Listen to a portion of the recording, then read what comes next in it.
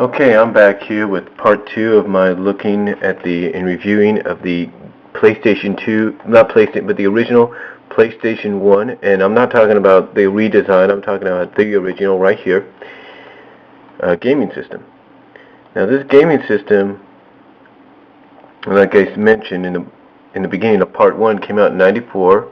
I got mine, which is right here, in 96 on my birthday, so I've had this about 13, well, almost 14, going on 14 years this year. So almost 14 years I've had this, and it still works. Still works.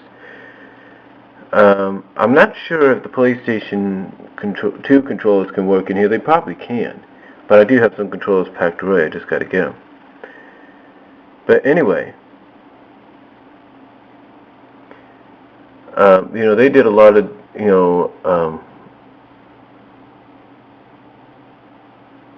they did a lot of different things for the PlayStation and tried different versions, but this one and the PS1 and the redesign, which was more portable, were the most successful. Now, what made this more successful than, like, say, the CD add-ons of Sega Genesis and TurboGrafx and Neo Geo, which also had its own CD-based game, and even the Sega Saturn? What made it more successful? Well, the fact that it had a huge library of games. I mean, no offense to the Sega Saturn. No offense to the add-ons for CD add-ons of TurboGrafx and Neo Geo and, and the Sega CD on Sega Genesis. No offense to those. I mean, they did pretty good jobs. They did the best they could. But one of the things that separated this differently was the fact that it uploaded a lot faster. That's right. It uploaded a lot faster. And if a game had, let's say, a video on it, because a lot of people complained about the fact that the Sega CD add-on for the Sega Genesis had that full motion video, that small screen. I mean, if you had a motion video on here, it'd be a lot, bigger. But also, one of the things that made it so great was the fact that it had an unbelievable library of games. That's right, an unbelievable library of games when it came out.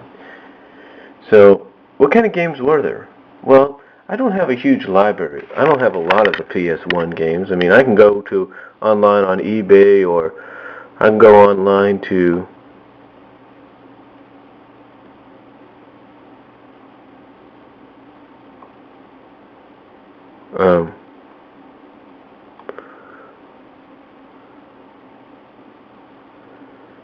I can go online to, certain things and go online like to eBay or Amazon and try to buy them. But, I think they even still sell them in some stores, I believe. But here's right here, like I said, you can go to this area right here. This is a link on there, but this is on the Wikipedia, and this can give you a whole idea of what libraries of games that the PS1, the original PlayStation, had. And believe me, when you take a look at the bar here, I don't know if you can see that. If you take a look at that bar right there, when you scroll the scroller, when you take a look at the scroller, that's a lot of games. And apparently they had a lot of them. As you can probably see, I don't know if you can see that, but they had a lot of them. I mean, look at that. I mean, that is unbelievable. That is a lot of games. I don't know exactly how many, and I'm not going to count them. But I do have some that I bought with me that I could show you. This here is one of the rare games. Probably didn't sell as much in the stores. But this is slots. This is basically a casino. This is basically a casino in a game.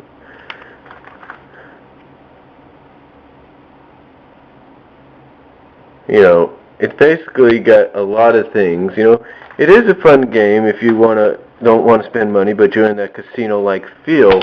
It is a fun little game. And this is just, like I say, one of the rare games that they have. Now, here's the difference, though, between... Now, I'm going to show you something, though.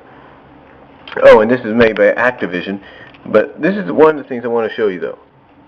the difference between the PS2 games that succeeded it, and I have a PS2 game right here with me, this one, Rampage Total Destruction. I also have the Wii version as well, and this is another thing you notice between the between the success of the PS2 and the original PlayStation, and you even see it with the PlayStation 3. The boxes are not little CD boxes anymore; they're regular like DVD boxes. That's right, because you see it says DVD-ROM, but it's also DVD boxes, and it's also, and of course the ones on the PS3 are a little smaller than this. But anyway, here's the difference between this one. Now, I don't have a PlayStation 3 game because I don't have a PlayStation 3 system. Someday I may have a PlayStation 3 system, but that all depends. But anyway, here's the major difference. Take a look. I'm going to compare these. Now this is the CD for Rampage Total Destruction. It's a fun game, either way you play it. And I'm going to turn these around. Here's the biggest difference. This here looks like a regular CD, and this here is all black. The reason for this is this was only meant for, I mean, these could be played, believe it or not, on a PS2, if you don't know that already. They can be played on a PS2. But this was meant, but the difference is this has more memory, more RAM, and of course the PS2, as everybody knows, was meant to be played as a DVD player as well. And some people probably complained about that a little bit because it would ruin the gaming console. In fact, I'll be honest with you. I like watching the commercials for the PS3, and there's this one commercial where this kid is complaining at the fact that his grandma will not stop playing Blu-ray movies on the PS3, and he wants to play his games. I'm pretty sure that a lot of people know that. But anyway, the reason this is black because, this is, like I said, the first stages, and it also made it easier. These were basically designed to fit with the 32-bit of RAM, with the 2 and 1 gig, basically the overall 3 to 5 megabytes worth of RAM on the PlayStation. And here's the biggest difference between the PlayStation and its successors. Now, as you know, with the PS2 and the PS3, you have to press a button on the side, and out comes, and the cartridge port slides out. Here, this is still back when people went with the design of a CD player or a CD player. If you had a portable CD player or one on a boombox, just right here. I don't know if you can see that again. You had the button up open, and then voila, the thing opened. See? Let's do that again. Press the open right there, and there you go. And there's the inside of it.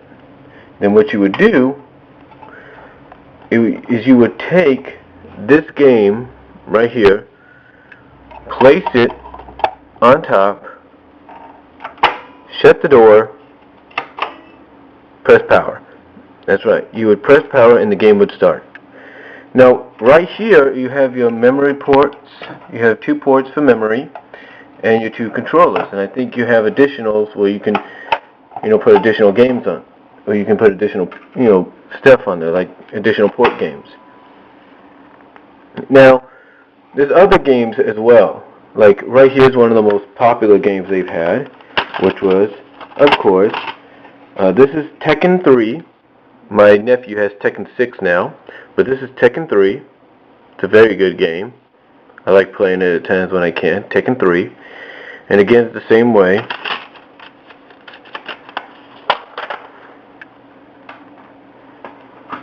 And of course you had, I think one of the most popular things about the gaming consoles was the fact that, you had your movie studios producing games as well. Like Disney did the racing games, like Walt Disney World Racing and, stuff like that.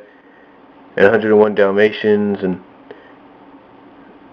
well, here you had your Warner Brothers also did as well. In fact, this game here came out about around in time. Well, in fact, the game I have right here came out in time, for the movie. This is Space Jam. Now, Sega Saturn, I think, also, and Sega CD had one, and Genesis and Super Nintendo, I think they all had the different versions, but this one has the better animation, I believe, and it's the CD, and it's based on the movie. It's got all the characters in it. And I'll be back.